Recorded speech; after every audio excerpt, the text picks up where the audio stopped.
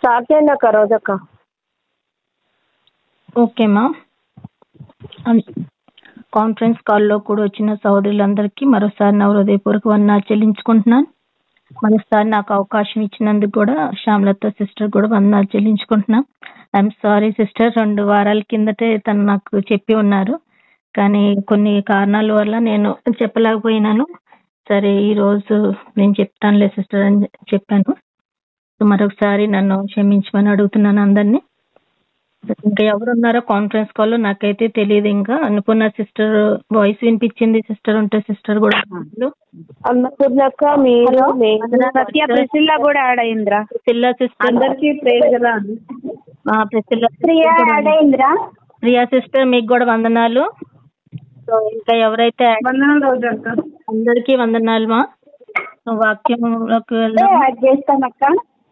ఎవరు వాక్యంలోకి వెళ్దామక్క. Okay, thank you Satya sister. మరొకసారి మీకు కూడా వందనాలు చెల్లించుకుంటున్నాం. ఒక చిన్న ప్రార్థన చేసుకుని వాక్య భాగంలోకి వెళ్దాము. ప్రార్థన. ఓకే అక్క.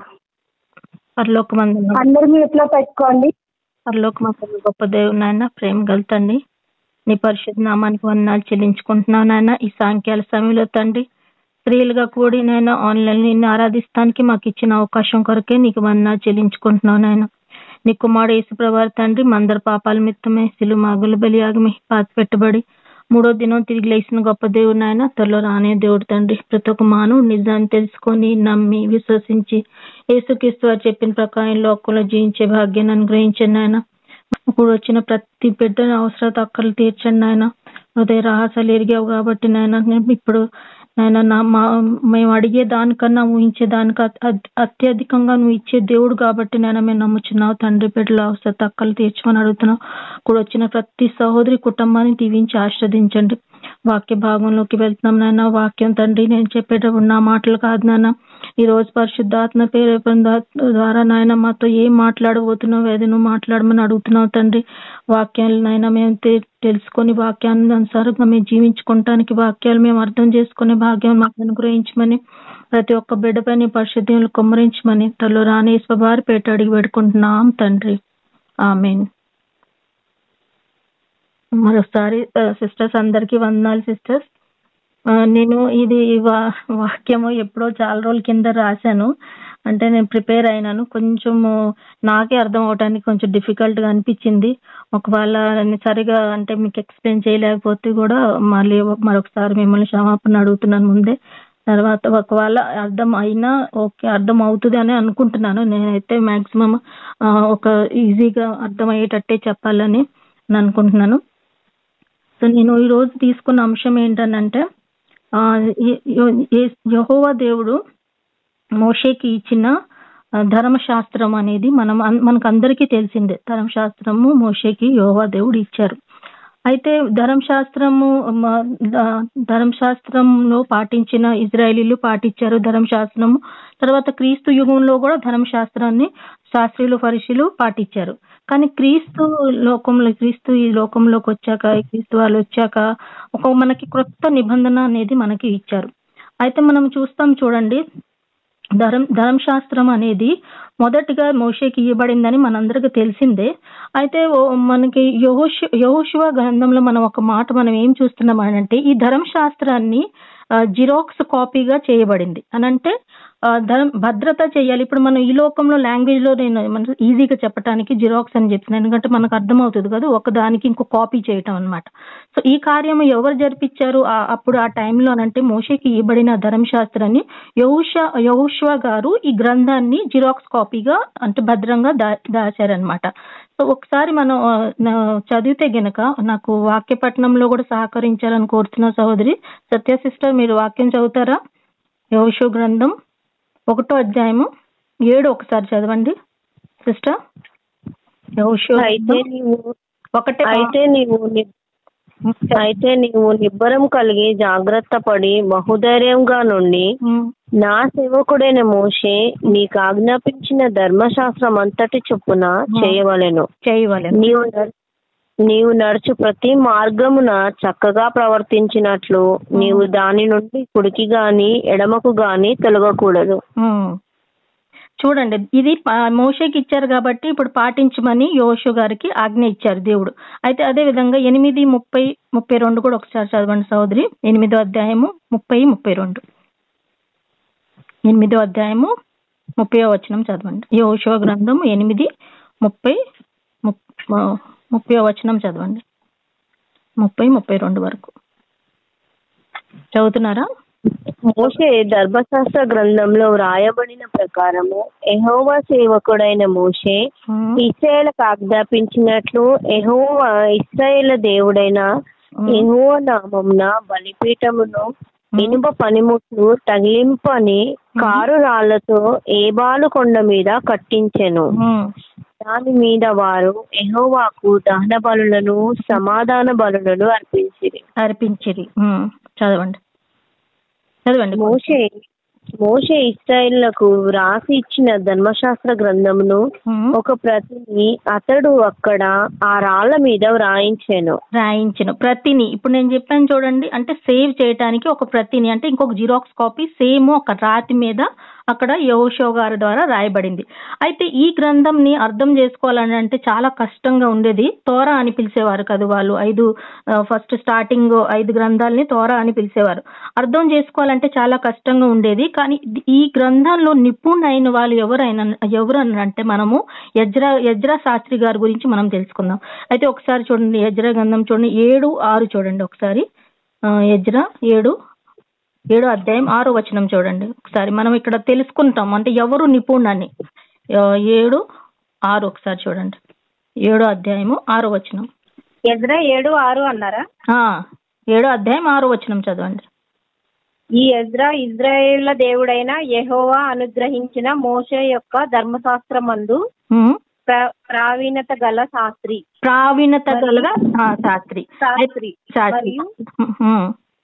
మరియు అతని దేవుడైన యెహోవా హస్తము అతనికి తోడుగా ఉన్నందున అతడు ఏ మనవి చేసినను రాజు అనుగ్రహించెను.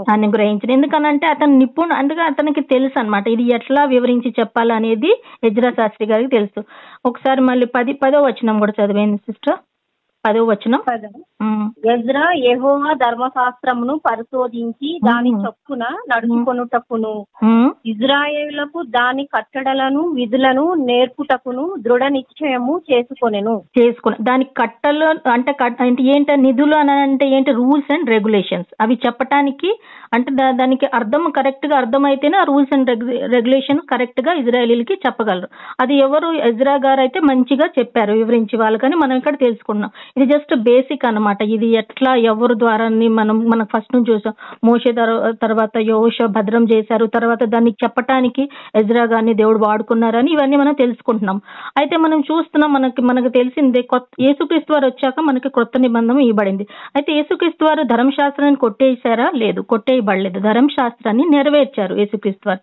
మనం ఈ వాక్యం ఎక్కడ తెలుసుకుంటాం అని అంటే ఒకసారి మనం చూద్దాం అసలు యేసుక్రీస్తు వారు ధర్మశాస్త్రం గురించి ఏం మాట్లాడుతున్నారు అనేది. మనం మత్తయి సువార్త 5వ అధ్యాయము 17-19 చదవండి సిస్టర్. 5వ అధ్యాయము 17వ వచనం చదవండి. 17 నుండి 19 వరకు చదివేసేయండి. 17-19. మాథ్యూ 5:17-19. ధర్మశాస్త్రం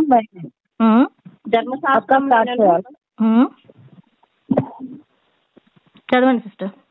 ధర్మశాస్త్రమునైనను ప్రవక్తల వచనములనైనను కొట్టి వేయవచ్చితిని అని తలించవద్దు. కొట్టివేయటకు నేను రాలేదు. నెరవేర్చుట కానీ కొట్టివేయటకు రాలేదు. యేసుక్రీస్తు వారు మాట్లాడుతున్నారు. చదవండి సిస్టర్. ఆకాశమును భూమియు గతించిపోయినే గాని ధర్మశాస్త్రం అంతయు నెరవేర్చు వరకు దాని నుండి ఒక పొల్లైనను ఒక సున్నా అయినను తప్పిపోదని నిశ్చయముగా మీతో చెప్పుచున్నాను. ఒక్క సున్నా అయినా ఒక పొల్లైనా తప్పిపోదని నిశ్చయముగా మీతో చెప్తున్నాను అనేది ఎప్పుడు చెప్పారు? క్రీస్తు వారు ఈ భూలోకంలో ఉన్నప్పుడు చెప్పారు. అయితే మనం చూస్తాం చూడండి, మళ్ళీ కొత్త నిబంధన అని అంటే ధర్మశాస్త్రం ఉంది కదా, మళ్ళీ కొత్త నిబంధన ఏంటంటే కేవలం యేసుక్రీస్తు వారికే అధికారం ఉంది. ధర్మశాస్త్రంలో మార్పులు చేర్చులు చేయడానికి అధికారం ఎవరికి ఇవ్వబడిందని అంటే కేవలం యేసుక్రీస్తు వారికే యెహోవా దేవుడు ఇచ్చారు. ఈ పాత నిబంధనలో మనం చూస్తాం చూడండి, ఎంతమంది ప్రవక్తలు ఉన్నారో వాళ్ళకి ఎవరికి కూడా అధికారం లేదు. కొత్త నిబంధనలో వచ్చిన అపోస్తులు కూడా ఎవరికి మారటానికి ఎవరికి అధికారం లేదు. కేవలం యేసుక్రీస్తు వారు ఒక్కలే దాంట్లో మార్పులు చేర్పులు చేయడానికి అధికారం అనేది ఉంది. అయితే మనం ముందు తెలుసుకున్నాం యేసుక్రీస్తు వారు ఏం మార్పులు చేస్తారు అనేది కూడా మనం తెలుసుకుందాం. ఒకసారి చూడండి, ఈ కొత్త నిబంధనము ఎవరు మనకి పరిచయం చేయిస్తున్నారు అనేది మనం ఒకసారి రోమిలకు రాసిన పత్రిక 10వ అధ్యాయము 4 సిస్టర్ 10వ అధ్యాయము 4వ వచనం చూడండి. ప్రతిష్టానికి చదవండి సిస్టర్. 4 క్రీస్తు ఉన్నాడు. వాయిస్ బ్రేక్ అవుతుంది. విశ్వసించు ప్రతి వానికి నీతి కలుగుటకై క్రీస్తు ధర్మశాస్త్రమునకు సమాప్తి అయి ఉన్నాడు. అంటే చూడండి, ఎండ్ ఆఫ్ ద ఏమంటారు ధర్మశాస్త్రం అనేది ఎవరు క్రీస్తు ద్వారానే జరిగిందనమాట. అంటే అక్కడ దాన్ని అంత సమాప్తం చేయటానికి అక్కడ అతనికి ఓన్లీ కేవలం యేసుక్రీస్తు వారికి అధికారం ఉంది. అయితే మనం చూస్తాం చూడండి, మోషే ధర్మశాస్త్రంలో మనకి 3 రకాలుగా అంటే నిబంధన ఇవ్వబడింది. ఒకటి ఫస్ట్ మనకంటే మోరల్ లా, ఇంగ్లీష్ లో మోరల్ లా అయితే తెలుగులో దాన్ని మనం ఎలా పిలవచ్చు అంటే నైతిక విలువల శాస్త్రం అనేది. సెకండ్ వచ్చేసి మనకి సెరిమోనియల్ లా, అంటే మనకు ఆచారాల విలువలు శాస్త్రం అనేది పాటించారు వాళ్ళు ధర్మశాస్త్రంలో.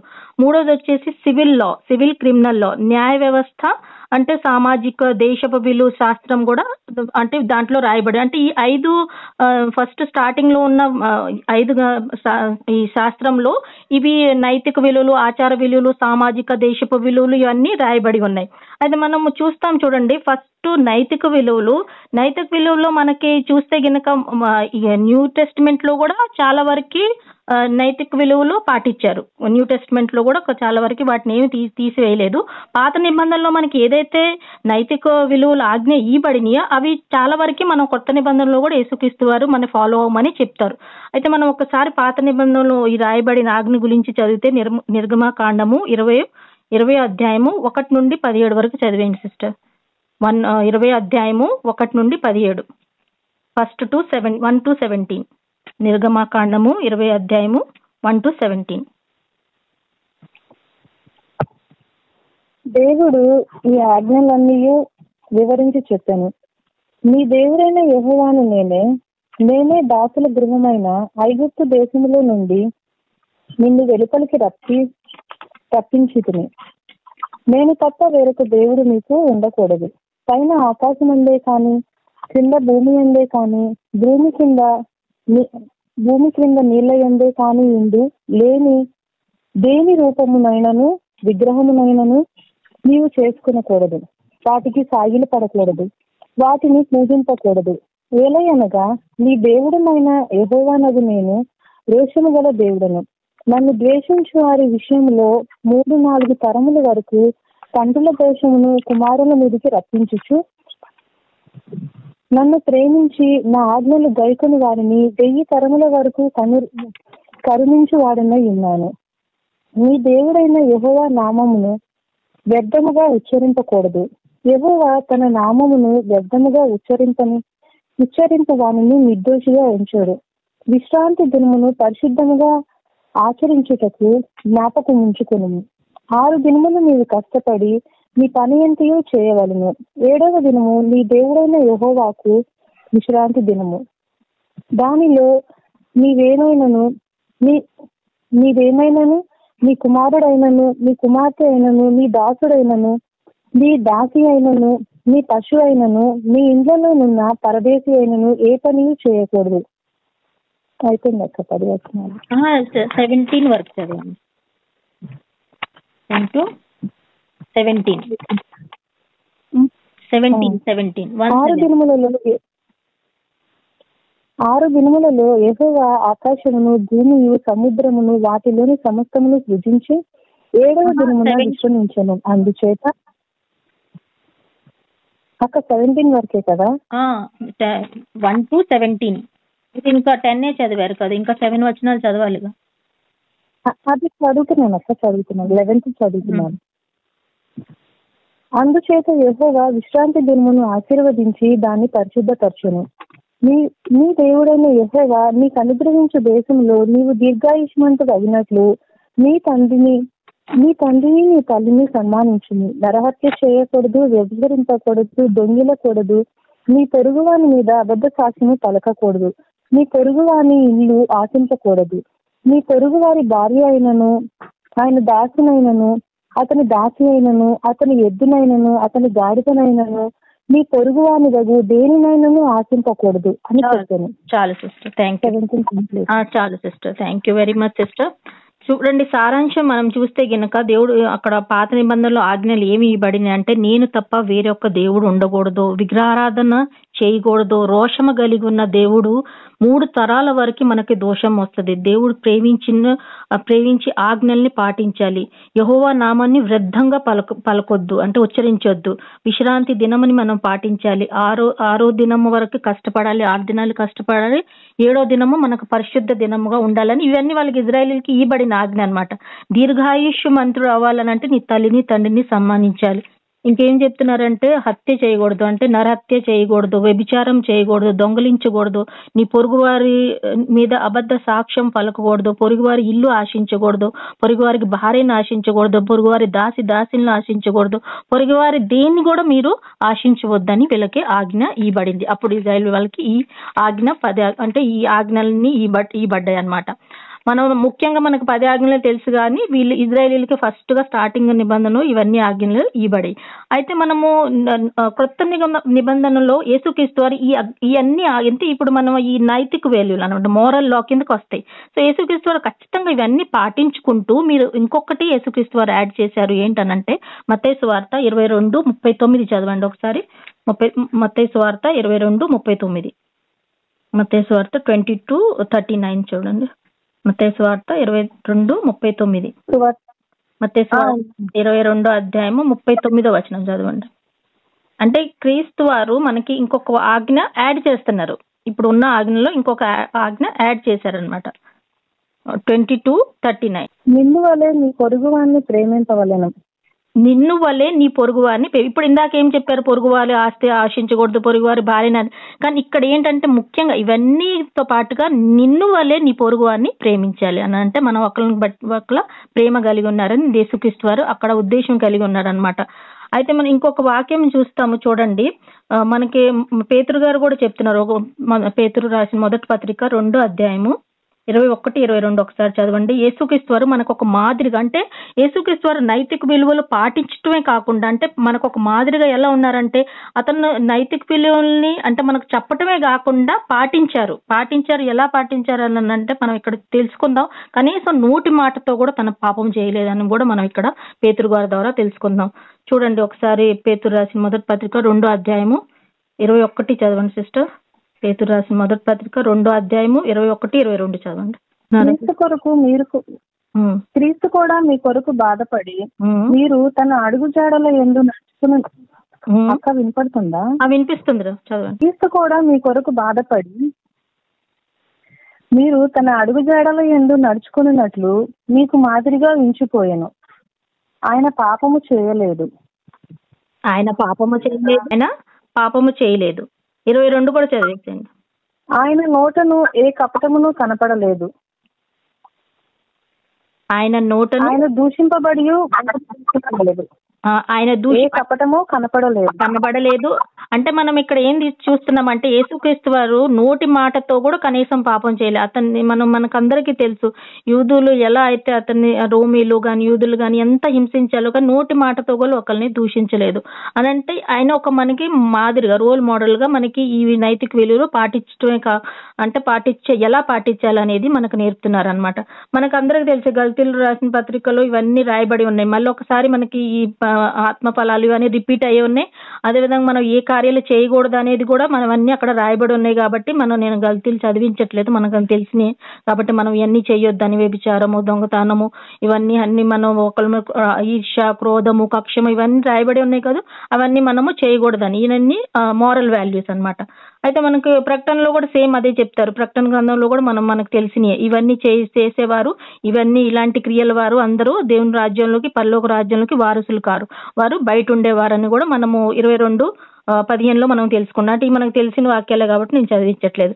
అయితే ఇది నేను ఇక్కడ మనం ఏం తెలుసుకున్నామనంటే, నైతిక విలువలు అప్పుడు వాళ్ళకి మోరల్లా ఏదైతే ఇవ్వబడిందో దాంట్లో యేసుక్రీస్తు వారు కొంచెము ఈ ఎక్స్ట్రా యాడ్ చేశారు, తీసేయలేదు కాబట్టి, కానీ యాడ్ చేశారు.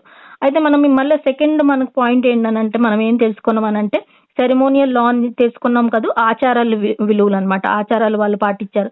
అయితే వాళ్ళ ఆచారాలు ఎలా పాటించారని మనం ఒకసారి చూస్తే గనక లేవికాండము 6వ అధ్యాయము 8, 13 చదవండి సిస్టర్. లేవికాండము 6వ అధ్యాయము 8, 13 ఒకసారి చదవండి. ముఖ్యంగా వాళ్ళు బలి అర్పణలు అనేది మనకి అప్పుడు ఆచారాల్లో వాళ్ళు పాటించేవాళ్ళు. అయితే ఇవి వాళ్ళు అంటే ఒక నియమం పెట్టుకొని ఆ బలి అర్పణ కార్యక్రమాలు చేసేవాళ్ళు.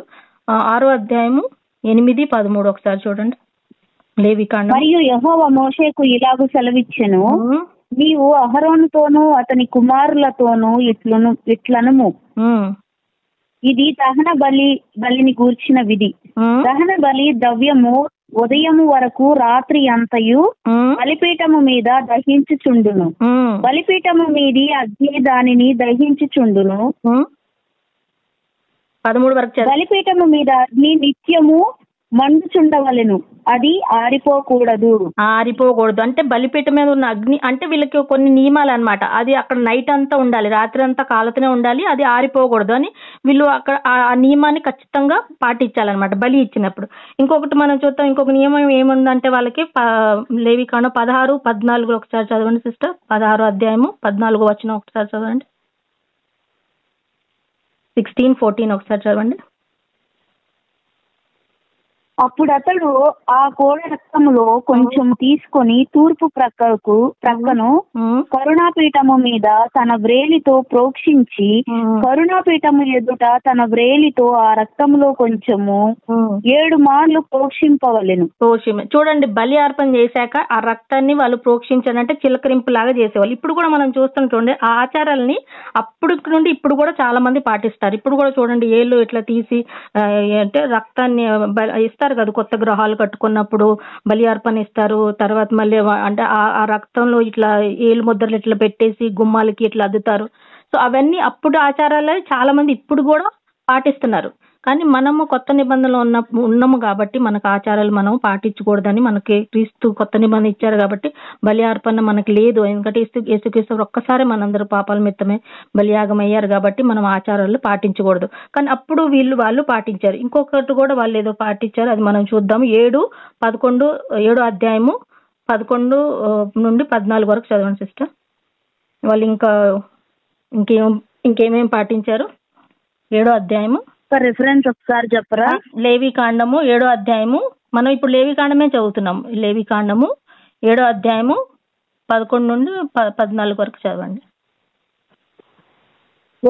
ఒకడు యెహోవాకు అర్పింపవలసిన సమాధాన బలిని గూర్చిన విధి ఏమనగా, వాడు కృతజ్ఞతార్పణముగా దానిని అర్పించినప్పుడు తన కృతజ్ఞతార్పణ రూపమైన బలిగాక నూనెతో కలిసినవియు పొంగనివియునైనా పిండి వంటలను నూనె పూసినవియు పొంగనివియునైనా పలచని అప్పడములను నూనె కలిపి కాల్చిన గోధుమ పిండి వంటలను అర్పింపవలెను. ఆ పిండి వంటలే కాక సమాధాన బలి రూపమైన కృతజ్ఞతా బలి ద్రవ్యములో పులిసిన రొట్టెను అర్పణముగా అర్పింపవలెను. మరియు ఆ అర్పణములలో ప్రతి దానిలో నుండి ఒక దాని యెహోవాకు ప్రతిష్టార్పణముగా అర్పింపవలెను. అది సమాధాన బలి. చదవండి సిస్టర్. ఒకదాని యెహోవాకు ప్రతిష్టార్పణముగా అర్పింపవలెను. అది సమాధాన బలి పశు రక్తమును ప్రోక్షించిన యాజకునిది, అది అతని దగును. అదే చూడండి, ఇప్పుడు కూడా ఏం చేస్తున్నారు, నైవేద్యం పెట్టి పూజారికి అది ప్రత్యేకంగా అర్పించినది ఇస్తారు అనమాట. అంటే అప్పుడు వాళ్ళు యాజకులు చేసేవాళ్ళు కాదు, ఇప్పుడు అదే సేమ్ ఫాలో అవుతున్నారు పూజారులు కూడా. అంటే ఈ నైవేద్యం పెట్టడం వాళ్ళ పూజారులకి ఇవ్వటం అనమాట. సో ఆ పాతకాలంలో వీళ్ళన్ని పాటించినవన్నీ ఇప్పటికీ చాలా మంది అన్ని జాతులు పాటిస్తున్నారు. అదేవిధంగా మన క్రైస్తవుల బిడ్డలు కూడా చాలా మంది ఇలాంటి ఈ విధులు పాటించుకుంటూ వస్తున్నారు. అంటే మనం చూస్తున్నాం చూడండి, కొంతమంది ఆచారాలు ఇప్పటికీ పాటించే వాళ్ళు ఉన్నారు. సో అలా చేస్తున్నారు. కానీ మనకు క్రొత్త నిబంధనలో మనం చూసుకుంటే గనక ఈ ఆచారాలని మొత్తంగా పూర్తిగా అసలు మనకు బలులే లేవు. బలులు పూర్తిగా తీసేయబడింది. కాబట్టి మనం ఒకసారి తెలుసుకుందాము. హెబ్రీయులకు రాసిన పత్రిక 10వ అధ్యాయము ఒకసారి చూద్దాం. 10వ అధ్యాయము 4, 6. అంటే మనం చూస్తున్నాం ఆచారాలలో అయితే మట్టుకి ఖచ్చితంగా వ్యత్యాసం అనేది ఉన్నది. ఈ ఆచారాలు మనం పాత నిబంధనకి కొత్త నిబంధనకి చాలా వ్యత్యాసం అనేది ఉంటది. ఒక్కొక్కసారి చూద్దాం. ఏప్రిల్కి రాసిన పత్రిక 10వ అధ్యాయము 4 నుండి 6 వరకు చదవండి. 2 వచనాలు చదువుతున్నారా? ఏలయనగా ఎడ్ల యొక్కయు మేకల యొక్కయు రక్తము పాపములను తీసివేయుట అసాధ్యము. కాబట్టి ఆయన ఈ లోకమందు ప్రవేశించినప్పుడు ఈలాగు సెలవిచ్చుచున్నాడు, బలియు అర్పణయు నీవు కోరలేదు గాని నాకొక శరీరమును అమర్చితివి, పూర్ణ హోమములను పాప పరిహారార్థ బలులను నీకు ఇష్టమైనవి కావు. అప్పుడు నేను గ్రంథము చుక్కలో నన్ను గూర్చి వ్రాయబడిన ప్రకారము దేవా నీ చిత్తము నెరవేర్చుటకు ఇదిగో నేను వచ్చి ఉన్నానంటిని. వచ్చి యేసుక్రీస్తు వారు మాట్లాడుతున్నారు. చూడండి, యేసుక్రీస్తు వారికి ఈ లోకంలో శరీరధారంగా అంటే ధరించి వచ్చారు కాబట్టి ఒక్కసారి మనందరి కోసం బలియాగం అయిపోయారు.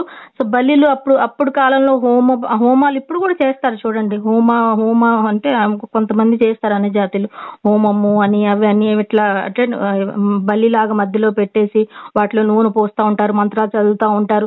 ఇవన్నీ అప్పుడు ఆచారాలు వాళ్ళని చేసేవాళ్ళు. అవన్నీ ఇప్పుడు నేను కోరట్లేదు కానీ నాకు ఏంటండి, ఒకేసారి యేసుక్రీస్తు వారు మనందరి పాపాల మిత్తమే బలియాగం అయిపోయారు కాబట్టి యేసుక్రీస్తు వారు అందు మనం విశ్వసించితేనే మనకి పాప క్షమాపణ అనేది ఉంది. ఇవన్నీ వాళ్ళు ఎందుకు చేశారు? వాళ్ళు ఇవన్నీ చేసేది పాపాలని అంటే పాపం కొరకై, వాళ్ళు పాప క్షమాపణ నిమిత్తం ఇవన్నీ కార్యాలు వాళ్ళు చేసేవారు. అయితే మనం ఇప్పుడు చూస్తున్నాం చూడండి, వీళ్ళు పాప క్షమాపణ నిమిత్తం ఇవన్నీ కార్యాలు చేశారు. కానీ యేసుక్రీస్తు వారు వచ్చాక పాప క్షమాపణ ఎలా మనకు జరుగుతుంది అనేది మనకి యేసుక్రీస్తు వారు కొత్త నిబంధన ద్వారా మనకి తెలియపరుస్తున్నారు. ఒకసారి 10 కూడా చదివేయండి సిస్టర్. 10వ అధ్యాయము 10వ వచనం చూడండి. 10వ అధ్యాయము 10వ వచనం ఒకసారి చదవండి. యేసుక్రీస్తు యొక్క శరీరము ఒక్కసారియే అర్పింపబడుట చేత ఆ చిత్తమును బట్టి మనము పరిశుద్ధపరచబడి ఉన్నాము. మనం పరిశుద్ధపడి ఒక్కసారి ఆయన బలియాగం అయిపోయాడు కాబట్టి మనం పరిశుద్ధపడి ఉన్నాం. ఒకసారి చూడండి 9వ అధ్యాయము 12వ వచనం ఒకసారి చదవండి. 9వ అధ్యాయము ఏప్రిల్కి రాసిన పత్రిక 9వ అధ్యాయము 12వ వచనం. మేకల యొక్కయు కోడెల యొక్కయు రక్తంతో కాక తన స్వరక్తముతో ఒక్కసారి పరిశుద్ధ స్థలంలో ప్రవేశించెను. ఎలయనగా మేకల యొక్కయు ఎడ్ల యొక్కయు రక్తమును మైలపడిన వారి మీద ఆవు దూడ బూడెద చల్లుటయు శరీర శుద్ధి కలుగునట్లు వారిని పరిశుద్ధపరచిన ఎడల నిత్యుడగు ఆత్మ ద్వారా తన్ను తాను దేవునికి నిర్దోషినిగా అర్పించుకొనిన క్రీస్తు యొక్క రక్తము నిర్జీవ క్రియలను విడిచి జీవము గల దేవుని సేవించుటకు మీ మనస్సాక్షిని ఎంతో ఎక్కువగా శుద్ధి చేయును. ఆమేన్. చూడండి, అంటే మనకి ఎడ్లు గాని మేకలు గాని ఏమంటే కోళ్ళు ఇవన్నీ ఉన్నాయి కూడా, ఇవి మన పాప క్షమాపణ అంటే ఈ రక్తం చిందిస్తే మన పాప క్షమాపణ అవ్వదు. మనకి యేసుక్రీస్తు వారు మన కొరకే మన పాపల కొరకే యేసుక్రీస్తు బలియాగం అయిపోయారు కాబట్టి అతన్ని యేసుక్రీస్తు వారి యందు మనం విశ్వాసం ఉంటేనే మనకి పాప క్షమాపణ అనేది ఉంటది. కానీ యేసుక్రీస్తు వారు మన పాపాల నిమిత్తమే చనిపోయారని మనం నమ్మాలి. హృదయపూర్వక మనం నమ్మితేనే అప్పుడే మనం మన పాప క్షమాపణలు ఉంటే గానీ ఈ రక్తం చిందిస్తే మనకి పాప క్షమాపణ అనేది ఉండదు. కానీ ఇప్పటికి చాలా మంది ఆచారాలు పాటిస్తున్నారు, అంటే తెలిసి చేస్తున్నారు తెలియక చేస్తున్నారు. కానీ మన క్రైస్తవుల బిడ్డలు కూడా చాలా మంది ఈ ఆచారాలు పాటిస్తున్నారు. కానీ మనం వాళ్ళకి తెలుసుకోవాలి, మన మారు మనసు అనేది అదే. మరి ఒకసారి మనం మన పూర్వీకులు చేసిన తప్పులు కానీ పొరపాట్లు కానీ అవన్నీ మనకు చేయొద్దు అంటున్నారు. కాబట్టి అవి మనం తెలుసుకొని అవి వదులుకొని మనం యేసుక్రీస్తు విశ్వసించి ఆయన నమ్ముకొని జీవిస్తేనే మనకి పాప క్షమాపణ అనేది ఉంది, మనకి రక్షణ అనేది ఉంది అని మనం తెలుసుకోవాలి. ఒకసారి చూడండి, వీళ్ళు దినాలు కూడా ఒక రకంగా పాటించేవాళ్ళు. అని అంటే వీళ్ళు పాత దినాలు ఎలా సబ్బాతి దినము పాటించేవాళ్ళు అంటే వాళ్ళు శనివారం రోజున సబ్బాతి దినం అనేవాళ్ళు యూదులు. అదేవిధంగా మనం చూస్తున్నాము లేవికాండంలో కొన్ని వాక్యాలు రాయబడి ఉన్నాయి. ఇప్పుడు చదవడానికి సమయం లేదు, నేను చదివించట్లేదు, కానీ మీకు షార్ట్ లో చెప్తున్నాను. 23 అధ్యాయం మొత్తం మీరు చదవండి, మీకు తెలుస్తుంది. వాళ్ళు అంటే కొన్ని అంటే సబ్బాత్ దినము ఫాలో అయ్యేవారు. అదే విధంగా వాళ్ళు ఏంటనంటే న్యూ ఇయర్ కూడా ఒక రకంగా వాళ్ళు ఏడో నెలలో అట్లా న్యూ ఇయర్ అని వాళ్ళు అప్పటి నుండి న్యూ ఇయర్ అనేది వచ్చింది అనమాట. అంటే మనకేం న్యూ ఇయర్ అని వచ్చింది, వీళ్ళకేమో ఉగాది అని వచ్చింది. వీళ్ళు అంటే ఇప్పుడు అన్ని జాతీయులు అందరూ ఇట్లా సంవత్సరానికి ఒక్కసారి చేసుకుంటారు అది. సో వాళ్ళు అప్పుడు ఏడో నెలలో వాళ్ళు అట్లా ఫాలో అయ్యేవారు. తర్వాత వాళ్ళు ఏంటనంటే ఒక దినం పాప క్షమాపణ అంటే పాపాలు ప్రాయశ్చిత్తం కొరకై ఇలా ఒక దినాన్ని సంవత్సరానికి ఒక్కసారి కొన్ని దినాలని ఇట్లా పెట్టుకునేవాళ్ళు. అవి కూడా వాళ్ళు పాటించేవాళ్ళు. అవన్నీ మనకి ఇవన్నీ ఆచారాలు యేసుక్రీస్తు వారు ఇవన్నీ వద్దు, ఈ ఆచారాల వల్ల మీకు పాప క్షమాపణ లేదు అని మనకి యేసుక్రీస్తు వారు వచ్చాక కేవలం ఆయన విశ్వాసం ఉంచితే చాలు, ఆయన నమ్మకంగా ఉంటే చాలు అని మనకి యేసుక్రీస్తు వారు తెలియపరుస్తున్నారు. కాబట్టి మనం అదే అంటే ఆయన యేసుక్రీస్తు చెప్పిన ప్రకారం లోకంలో జీవించారు. అదేవిధంగా అపోస్తులు కూడా మనకి ఏం పరిచయం చేయించారని అంటే క్రీస్తు వారు ఇవన్నీ సబ్బాత్ దినం రోజు కూడా స్వస్థతల్లో అనుగ్రహించారు. మనం చూస్తాం చూడండి, అనేకులు ప్రశ్నించారు ఈయనేంటి సబ్బాత్ దినం ఫాలో అవ్వడు అంటే విమర్శించారు కదా యేసుక్రీస్తు వారిని. ఆ రోజు కూడా స్వస్థతలు చేస్తున్నాడు ఏంటి, ఆ రోజులు కూడా అంటే అనేక మంచి మంచి కార్యాలు చేస్తున్నాడు అంటే శాస్త్రీయులు ఫరిసీయులకి వ్యతిరేకం అనమాట. వాళ్ళకి సబ్బాత్ అనేది చాలా ఇంపార్టెంట్. ఆ రోజు వాళ్ళు ఏ కార్యం చేయకూడదు. కానీ యేసుక్రీస్తు వారు అది కాదు, ఆ రోజుని కూడా తను అన్ని దినాలు ఒకటే, అది కూడా ఒక పరిశుద్ధ దినంగానే యేసుక్రీస్తు వారు ఎన్నుకున్నారు. కాబట్టి అన్ని దినాలు ఒక్కటే అని యేసుక్రీస్తు వారు మనకు తెలియపరిచారు.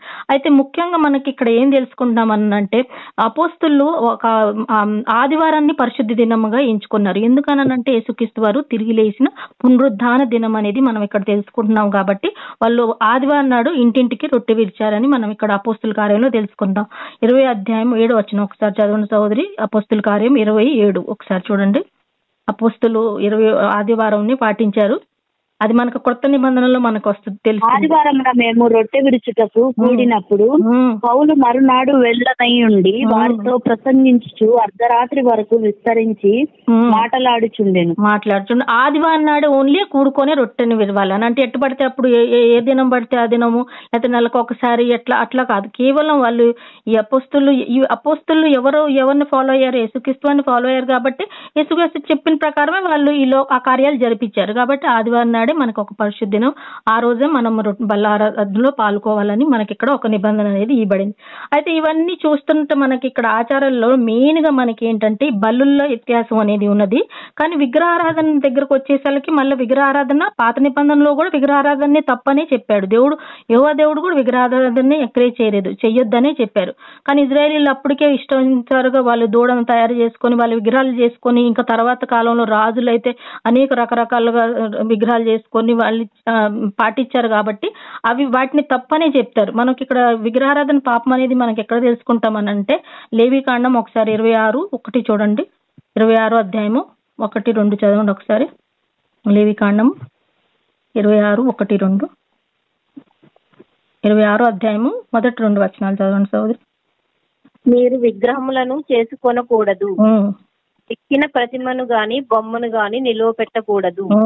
మీరు సాగిల పడుటకు ఏదో ఒక రూపముగా చెక్కబడిన రాతిని మీ దేశంలో నిలపకూడదు.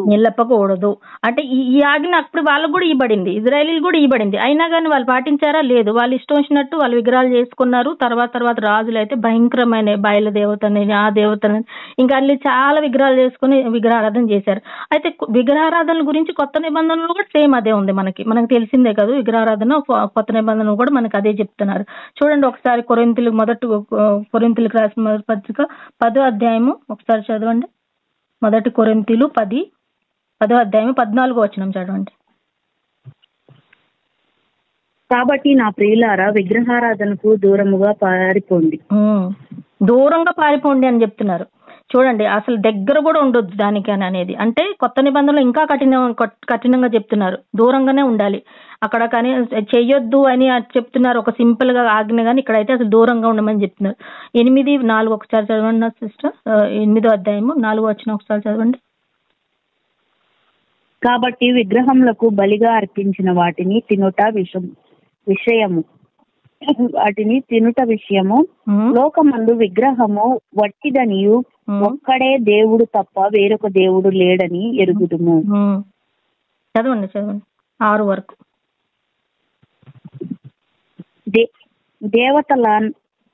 దేవతలనబడిన వారును ప్రభువులనబడిన వారును అనేకులున్నారు.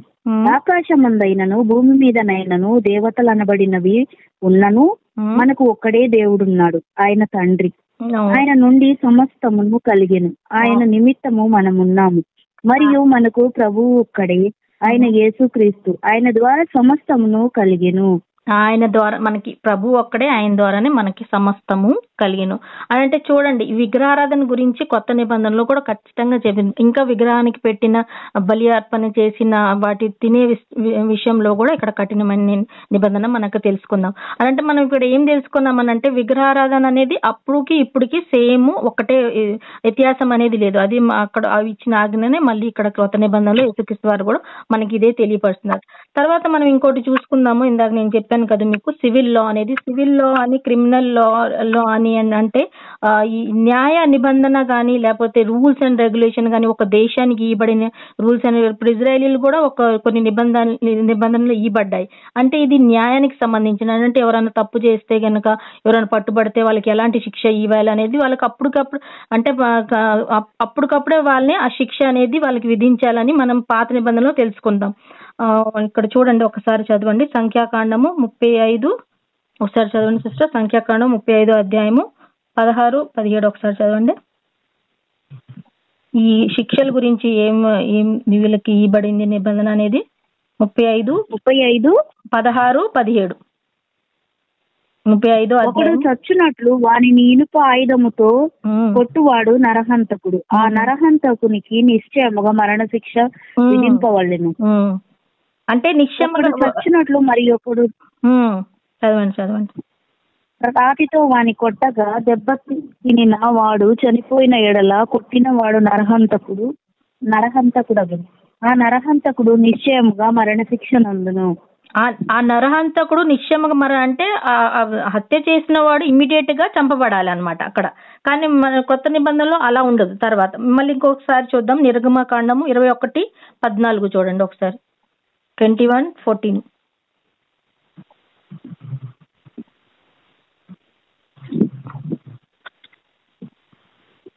వాటితో ఆ మందసమును మోయుటకు ఆ ప్రక్కల మీద ఉంగరములలో ఆ మోత కట్టెలను చదవండి. నిర్గమకాండం 21:14.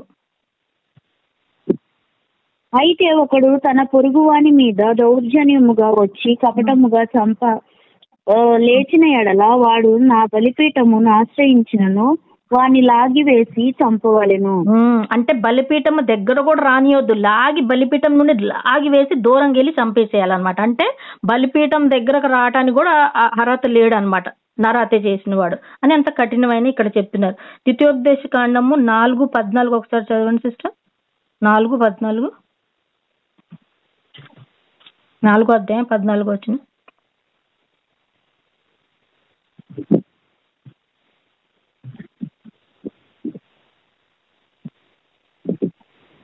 ద్వితీయోపదేశ కాండము 4వ అధ్యాయం 14 వచనం. ఇది దేశపు, అంటే మన దేశంలో కొన్ని నిధులు చదవండి. అప్పుడు మీరు నది దాటి స్వాధీనపరచుకొనబోవు దేశంలో మీరు అనుసరింపవలసిన కట్టడలను విధులను మీకు నేర్పవలెనని యెహోవా నాకు ఆజ్ఞాపించెను. చూడండి, దేశంలో ప్రతి దేశానికి ఒక కట్టడ అనేది ఉంటది. ఇప్పుడు చూడండి, మనకు కూడా మన దేశంలో మనకు కూడా ఒక న్యాయ వ్యవస్థ అనేది ఉన్నది. ఇప్పుడు మనకి డిస్ట్రిక్ట్ కోర్టు నుండి ఇక్కడ కాకుండా హైకోర్టు నుండి సుప్రీం కోర్టుకి ఇలా మనకు ఒక న్యాయ వ్యవస్థ అనేది ఉంది. మనం డైరెక్ట్ గా ఎవరైనా హత్య చేస్తే డైరెక్ట్ గా మన దేశంలో వాళ్ళకి ఉరిశిక్ష ఏమి వేయట్లేదు కదా, వాళ్ళకి చాలా సంవత్సరాల తర్వాత వాళ్ళకి తీర్పు వస్తే ఎప్పుడుకో వెళ్ళి వాళ్ళకి ఉరిశిక్ష అనేది పడుతుంది. కానీ అప్పుడు అది కాదు, అప్పుడు ఇమ్మీడియట్ గా వాళ్ళకి ఆ శిక్ష అనేది పడేది. అదేవిధంగా దేశంలో మనకి ఇంకా వ్యవస్థ, పోలీస్ వ్యవస్థ ఉంది, government, state government, central government, ఇవన్నీ వ్యవస్థలు ఉన్నాయి. అంటే వీటికి మనం కూడా లోబడి ఉండాలని కూడా మనం కొత్త నిబంధనలు తెలుసుకుంటున్నాం. ఎందుకంటే అధికారము ఎవరి ద్వారా స్వయంగా ఎవరికి వాళ్ళకి రాదు. అధికారం దేవుడు ఇస్తేనే వాళ్ళకి అధికారం వచ్చింది. ఆ అధికారాన్ని మనం ఫాలో, అంటే వాళ్ళ అధికారానికి మనకు లోబడి ఉండాలి. ఎందుకనంటే మనం ఆ దేశంలో నివసిస్తున్నాం కాబట్టి. అందుకే దేవుడు మనని ఆ దేశపు విలువల్ని కూడా మీరు పాటించాలని మనకి ఇక్కడ చెప్తున్నారు. ఒకసారి మనం చూద్దాము, మత్తయి సువార్త 5వ అధ్యాయం కొత్త నిబంధనలు ఏం చెప్తున్నారు అనేది ఒకసారి చూద్దాము. ఈ న్యాయం గురించి 5వ అధ్యాయము 21, 22 ఒకసారి చూడండి.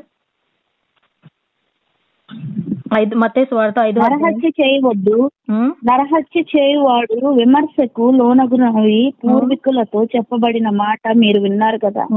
ఇప్పుడు మనం విన్నావుగా చదవండి సిస్టర్.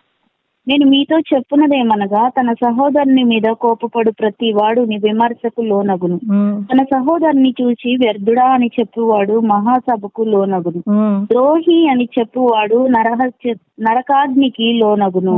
చూడండి క్రీస్తు వారు ఇక్కడ ఏం చెప్తున్నారంటే సహోదరి మీద కోపం ఒకళ్ళు కలిగినా గానీ అది కూడా విమర్శకి మనం లోనవుతాం. అదేవిధంగా నువ్వు వృద్ధుడి అన్నట్టు దేనికి పనికిరావు, వేస్ట్ ఫెలో అని అంటారు చూడండి. కొంతమంది ఇంగ్లీష్ లో అయితే మోస్ట్లీ ఆ వర్డ్ వాడుతూ ఉంటారు, యు ఆర్ వేస్ట్ ఫెలో అని. ఆ వేస్ట్ ఫెలో అనే వర్డ్ కూడా వాడినా గానీ అది కూడా మనం తప్పే అని ఇక్కడ చెప్తున్నారు అనమాట. అది కూడా మనం వాడకూడదు. ద్రోహి అని, నువ్వు ద్రోహివి, నువ్వు ఇట్లా అని మనం కూడా అంటాం కదా, నువ్వు నాకు ద్రోహం చేశావు అని అనే మాట కూడా మన నోటితో రాకూడదు. అది కూడా మనం అంటే ఇప్పుడు చూస్తున్నాం చూడండి, దేవుడు మనకి ఏం చెప్తున్నారంటే నరాగ్నికి మనము లోగిపోవాల్సింది అనేసి ఇక్కడ మనకి చెప్తున్నారనమాట. సో దేవుడి మనకి ఇక్కడ మనం ఏం తెలుసుకున్నామని అంటే పాత నిబంధనలో చాలా స్ట్రిక్ట్ గా అంటే కొంచెం కఠినంగా అప్పటికప్పుడే వాళ్ళు చంపబడాలి. కానీ ఇక్కడ అయితే మనకి క్షమాపణ అనేది ఉంది కాబట్టి దేవుడు మనకి చెప్తున్నారు మారు మనసు పొందండి. యేసుక్రీస్తు అంటే మన యేసుక్రీస్తు ఈ లోకంలో వచ్చినప్పుడు మొదటిగా సువార్త ప్రకటించినప్పుడు ఇవన్నీ చెప్తున్నారు.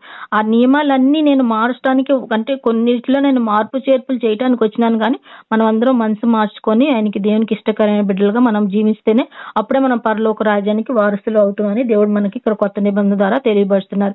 అయితే మనం ఒక్కసారి 2 వాక్యాలు చదువుకొని ముగించుకుందాం. గల్తీలకు రాసిన పత్రిక 3:21 ఒకసారి చదవండి సోదరి. గల్తీలు 3:21, 21-22 చదవండి.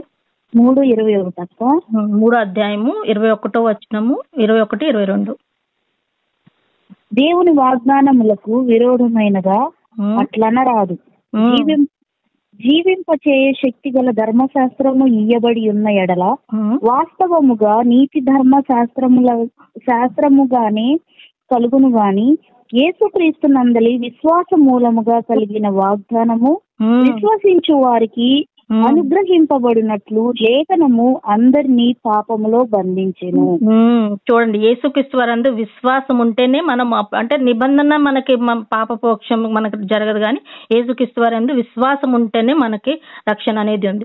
ఒకసారి రోమీలు 9:30-32 కూడా చదవండి.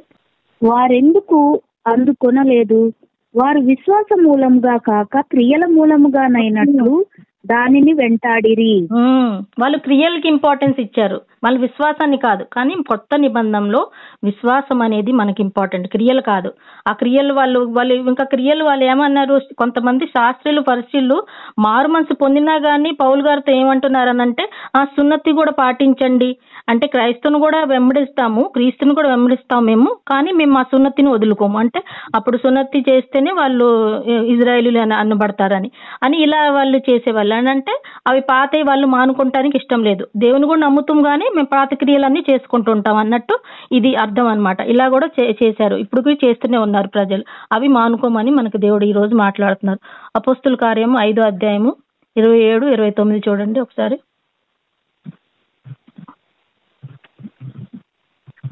చదువుతున్నారా సిస్టర్? అపోస్తుల కార్యం 5వ అధ్యాయము 27వ వచనం. వారిని తీసుకొని వచ్చి సభలో నిలవబెట్టగా ప్రధాన యాజకుడు వారిని చూసి, మీరు నా నామమును బట్టి బోధింపకూడదని మేము మీకు ఖండితముగా ఆజ్ఞాపించలేదా? ఇదిగో మీరు యెరూషలేమును మీ బోధతో నింపి ఈ మనుష్యుని హత్య మీ మీదికి తేవలెనని ఉద్దేశించుచున్నారని చెప్పెను. చూడండి, అంటే మీరు మీ బోధతో అన్ని చెప్తున్నారు, ఈ యెరూషలేము మొత్తం మీ బోధతో చెప్తున్నారు అని అంటే వాళ్ళు కొంతమంది విమర్శన చేస్తున్నారు వాటిని. కానీ మనకి ఇక్కడ ఏంటనంటే ముఖ్యంగా మనకి క్రీస్తు అంటే మనకి యేసుక్రీస్తు వారు మనకి కొత్త నిబంధన అనేది అంటే మనం ఇప్పుడు ప్రస్తుతం అనేది మనం అండర్ క్రైస్ట్ లాలో ఉన్నాం. మనకి యేసుక్రీస్తు వారు ఇచ్చిన కొత్త నిబంధనను ఆ లానే మనం ఫాలో అవ్వాలి. క్రీస్తు చెప్పిన మాటలు కానీ క్రీస్తు చెప్పిన విధులు కానీ అవే మనం ఫాలో అవ్వాలి. కానీ పాత నిబంధనలో వాళ్ళకి ఇవ్వబడిన ఆజ్ఞ అంటే ఇప్పుడు మనం ఈ ప్రశ్న కూడా వస్తుంది, మరి యెహోవా దేవుడే కదా ఇచ్చింది ఆజ్ఞ అని అంటే యెహోవా దేవుడు ఎప్పటి వరకు ఇచ్చారు అది అని అంటే క్రీస్తు ఈ లోకంలో రాకముందు వరకు వాళ్ళకి అవన్నీ ఆచారాలన్నీ, క్రీస్తు వచ్చాక క్రీస్తుకి సంపూర్ణ, యేసుక్రీస్తు వారు వాళ్ళకి సంపూర్ణ అధికారము యెహోవా దేవుడు ఇచ్చేశారు. అవి మార్పులు చేర్పులు చేయడానికి వాళ్ళకి అన్ని అధికారం ఇచ్చాడు. కాబట్టి మనం వీఆర్ అండర్ క్రైస్ట్ లా అనమాట. అంటే మనం అందరం క్రీస్తు నిబంధనలో ఉన్నాం కాబట్టి, కొత్త నిబంధనలు ఉన్నాను కాబట్టి మనం కొత్త నిబంధన అనుసారంగానే నడుచుకోవాలి. అలానే మనం దీవించబడాలి, అలానే మన జీవితం సాగిపోవాలి. మనకు ఇంకొక నిరీక్షణ అనేది కూడా మనకు ఉంది కాబట్టి మన కొత్త నిబంధనలో మనకు నిరీక్షణ కూడా ఉంది. మనం ఒకవేళ తెలిసి తప్పులు పొరపాట్లు చేసినా గానీ దేవుడు మనం క్షమిస్తాడు. క్షమించి కూడా మనకు ఒక నూతన జీవితాన్ని ఇచ్చి మనకి మరొకసారి దేవుని సన్నిధానంలోకి మనం చేరడానికి మనకు దేవుడు అవకాశం ఇస్తాడు. కాబట్టి మనం ఆ నిరీక్షణ కలిగానంటే మనకు ఆ నిరీక్షణ అనేది ఉంది కాబట్టి దేవుడు మనకి ఇచ్చాడు. కాబట్టి ఆ నిరీక్షణ కలిగి ఉండి మనం ముందు సాగిపోదాం సహోదరి. నేను ఈ సబ్జెక్టు ఇంకా చాలా ఉంది అంటే ఇంకా కొన్ని ఉన్నాయి. అంటే మనకి కొత్త నిబంధన ఎందుకు అనేది, కానీ ఇప్పుడు సమయం లేదు, ఈసారి ఎప్పుడని చెప్తాను. అంటే మనకి ఎందుకు ఇవ్వబడింది అనేది కూడా, ఈ నిబంధన ఇవన్నీ కొత్త నిబంధన ఎందుకు అవసరం ఎందుకని అనే టాపిక్ మీద ఈసారి ఎప్పుడైనా మాట్లాడతాను. సో మీకు అర్థమైందో లేదో నాకైతే తెలియదు, ఎందుకంటే కొన్ని పదాలు చాలా డిఫికల్ట్గా ఉంటాయి దీంట్లో చెప్పడానికి. అయినా నేను చాలా వరకు ట్రాన్స్లేట్ చేసి రాసుకున్నాను. సో కొన్ని పదాలు అయితే నేను అటు ఇటు పలుకొండొచ్చు, నన్ను క్షమించమని కోరుతున్నా సోదరి. ఇచ్చిన అవకాశం కొరకై మరోసారి మీ అందరికీ రేపు వందనాలు చెల్లించుకుంటున్నాను. నన్ను నేను హెచ్చరించుకుంటూ మిమ్మల్ని హెచ్చరిస్తూ ఈ వాక్యాన్ని ముగిస్తున్నాను. దేవుడు మిమ్మల్ని అందరినీ దీవించును గాక. ఆమె vote Satya sister. Thank you అక్క. ఈ సాయంకాల సమయంలో మంచి వర్తమానం మా అందరికీ అందించారు. ధర్మశాస్త్రం గురించి, ధర్మశాస్త్రంలో మోషేకి ఇవ్వబడిన పదాజ్ఞల గురించి వాక్యాల ద్వారా మాకు అన్ని వివరంగా చెప్పారు, వివరించారు కూడా అక్క. అర్థమైంది అందరికీ, చాలా మంచిగా చెప్పారు. థ్యాంక్ యూ అక్క.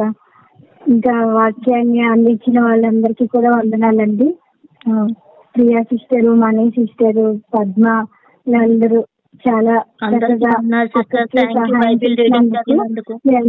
వందనాలు. వాక్యం గురించి ఎవరైనా మాట్లాడితే ఒక 2 minutes మాట్లాడండి. నేను ఒక నిమిషం చెప్పనా? అంటే అక్క గురించి చెప్పే అంతటి దాని కాదనుకో, యాజ్ యూజువల్ తను ఎప్పుడు కూడా ఒక టాపిక్ తీసుకుందంటే చాలా బాగా ఎక్స్ప్లెయిన్ చేస్తుంది.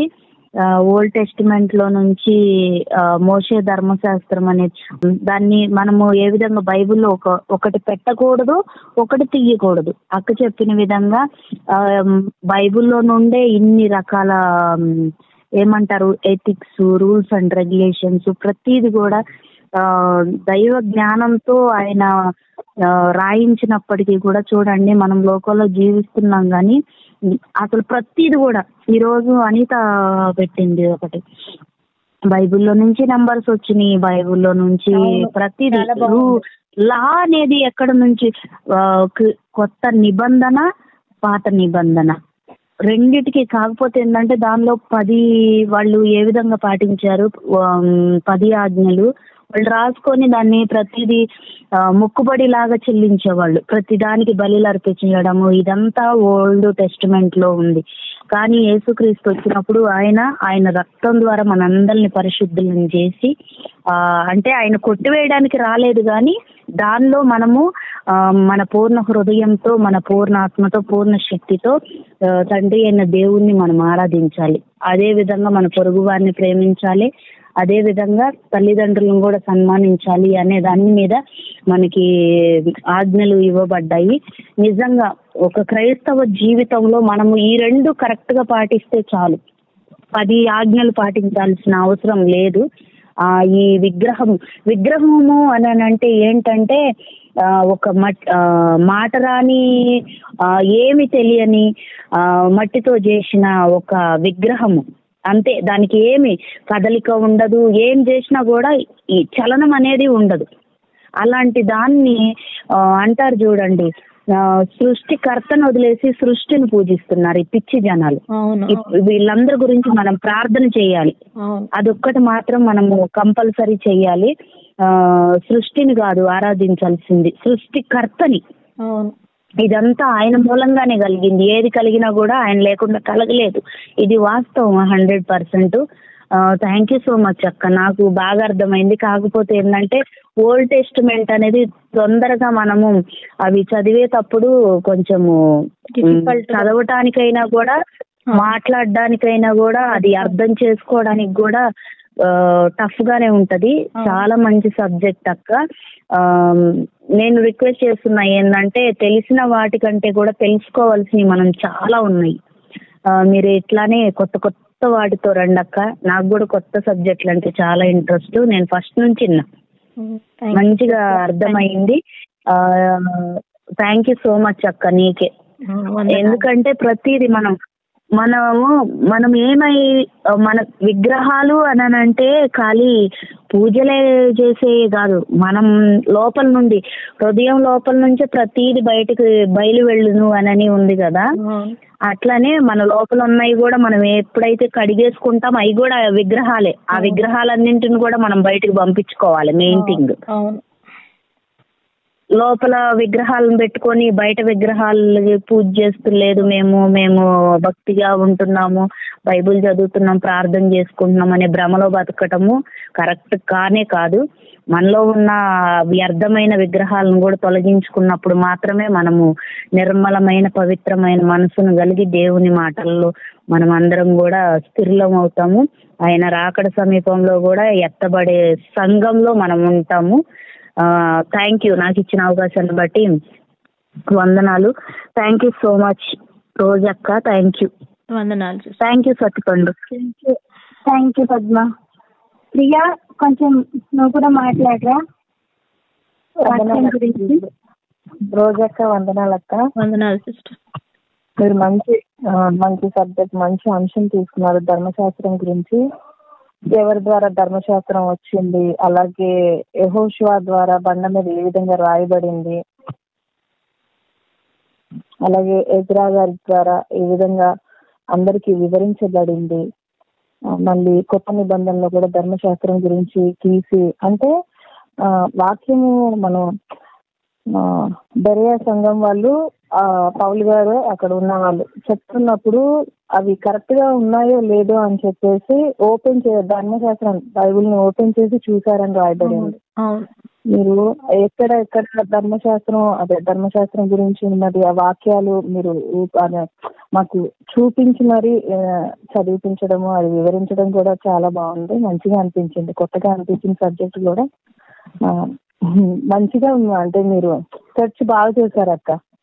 Thank you so much. ఏదో చదివి వదిలేయటం కాదు కానీ పెద్ద సబ్జెక్ట్ మా ఇది, ఇంకా టైం పడుతుంది. కానీ మనము 2-3 పార్ట్స్ లో చెప్పొచ్చు. ఇట్లా 2-3 పార్ట్స్ లో మీరు ఎప్పుడైనా చెప్పాలంటే ఎవరికైనా 2-3 భాగాల్లో అట్లా చెప్పండి ఎప్పుడైనా. ఓకే. అంటే లోతుగా ఆ సబ్జెక్ట్ ని లోతుగా మీరు మించిన విధానం బాగుంది. ఏదో తీసుకొని వదిలేయటం కాకుండా అంటే చదివి ఎవరో ఒకరి గురించి అని కాకుండా అంటే లోతుగా మీరు తీసుకుని ధ్యానం చెప్పడం బాగుంది. కొంచెం అర్థం అవ్వాలి కదా. మేము కూడా వాక్యం చదివేటప్పుడు అంటే మా సహోదరులతో అందరితో మేము చెప్పేటప్పుడు కూడా ఆ వాక్యాన్ని అర్థం చేసుకుని దానిలో ఉన్న మర్మాలు, అసలు ఎందుకు రాయబడింది, సందర్భం ఏమిటి, దేని కొరకు రాయబడింది, మనం దాని నుంచి మనం ఏం నేర్చుకోవాలి, మాకు కూడా తెలియజేసినందుకు థ్యాంక్ యూ సో మచ్ అక్క. మీకు వందనాలు.